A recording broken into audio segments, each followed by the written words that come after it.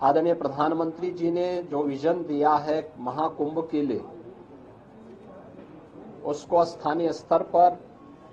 रज्जो, तू आज काम पे भी नहीं आई? आज मन्नू की स्कूल की बस लग गई है ना, इसलिए इसको छोड़ने आई थी। स्कूल की बस?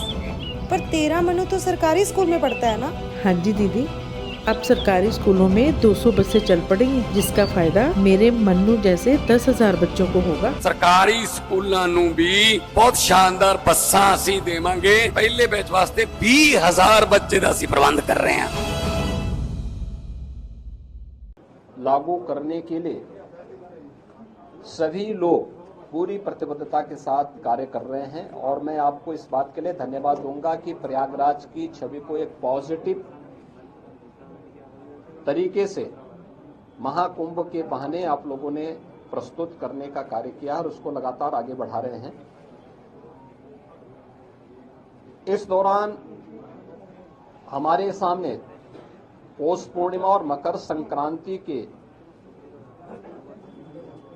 जो मुख्य स्नान थे वे संपन्न हो चुके हैं और आगामी जो स्नान है, जिसमें मौनी अमावस्या का स्नान 29 जनवरी को और बसंत पंचमी का 3 फरवरी को, ये 2 बड़े महास्नान हैं जो कुंभ की शोभा है, इस महाकुंभ की शोभा है।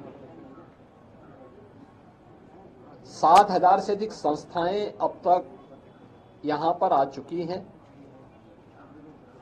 और मेरा मानना है, आज मैंने पूरे महाकुंभ एरिया का सर्वे किया है। प्रातः काल से हम लोग देख रहे हैं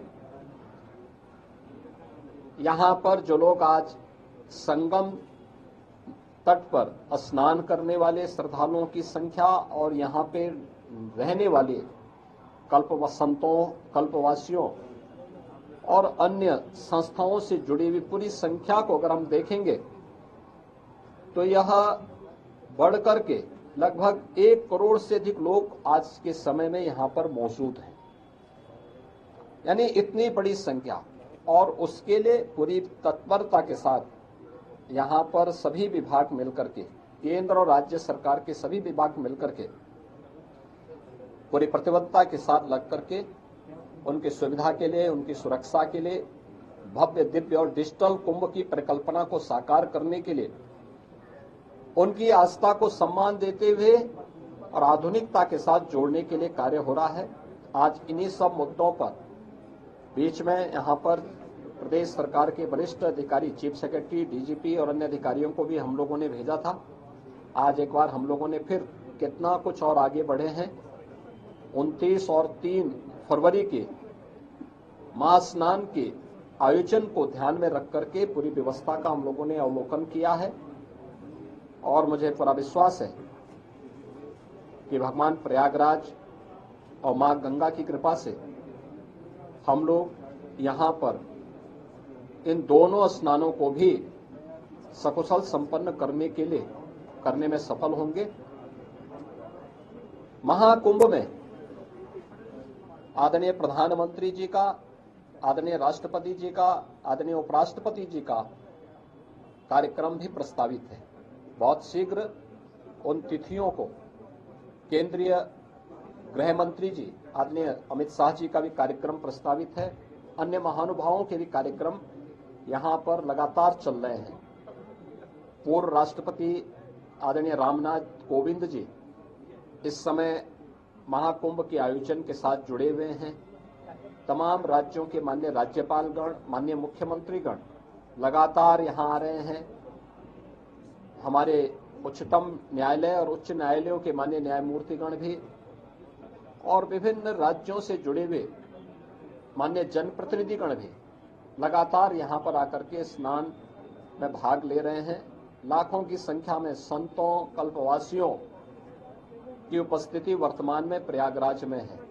बड़ा भव्य और दिव्य आयोजन हो रहा है, अनेक धार्मिक अनुष्ठान हो रहे हैं और प्रयागराज की महिमा जिन कार्यों के लिए जानी जा रही है, मां गंगा, मां यमुना और मां सरस्वती की इस त्रिवेणी में, वह सब कुछ आज यहां पर देखने को मिल रहा है।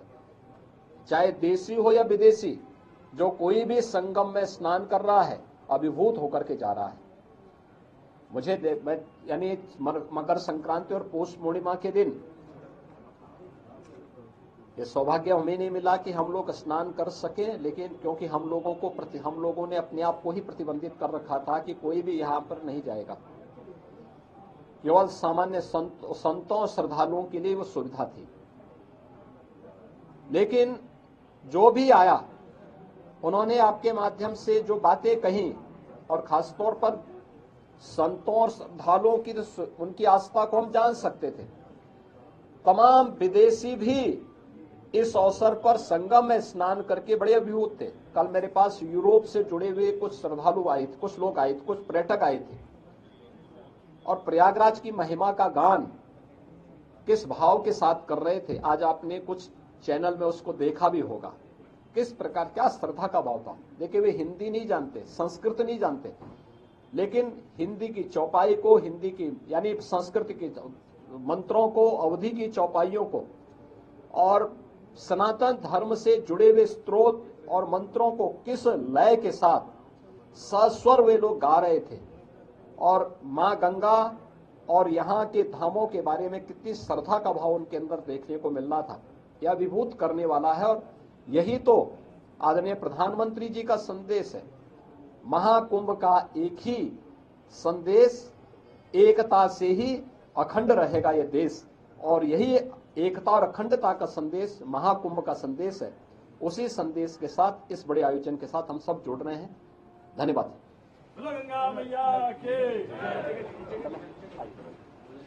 हमसे जुड़े रहने के लिए हमारे YouTube चैनल को सब्सक्राइब करें और नई वीडियो की नोटिफिकेशन के लिए बेल आइकॉन को दबाएं। अगर आप ये वीडियो Facebook पर देख रहे हैं तो लाइक जरूर करें और ज्यादा से ज्यादा शेयर करें। धन्यवाद।